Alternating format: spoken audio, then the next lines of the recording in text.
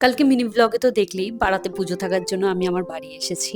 তো সকালবেলা তাড়াতাড়ি ঘুম থেকে উঠে গেছিলাম আর উঠে রেডি হয়ে গেছিলাম পুজো দিতে যাওয়ার জন্য।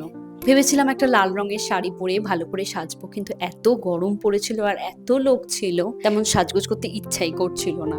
আমাদের পাড়ার এই ঠাকুরটাকে না সবাই ভীষণ ভাবে মানে, আর আমিও ভীষণ ভাবে মানি। প্রতি বছর এত লোক হয়, বহু মানুষ গন্ডি কাটে, ধুনো পোড়ায়। সারা বছর বাইরে থাকলেও পাড়ার সব মেয়েরা মোটামুটি এই দিনটাতে চেষ্টা করে পাড়াতে আসার। তারপরে অঞ্জলি টঞ্জলি দিয়ে আসতে মোটামুটি 4টে বেজে গেছিল, আর জামাইবু এনেছিল অনেক মিষ্টি, সেগুলো খেয়েছিলাম।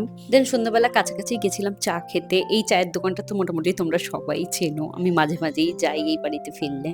এখানে নাকি দেখলাম স্পেশাল মালাই চা পাওয়া যাচ্ছে। জাস্ট কি নরমালি চা, উপর দিয়ে মালাই দিয়ে দিয়েছে। সত্যি বলতে চাটা খেতে আমার কিছু স্পেশাল মনে হয়নি।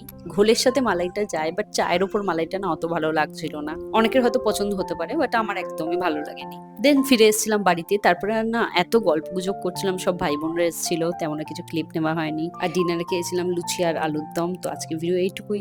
বাই।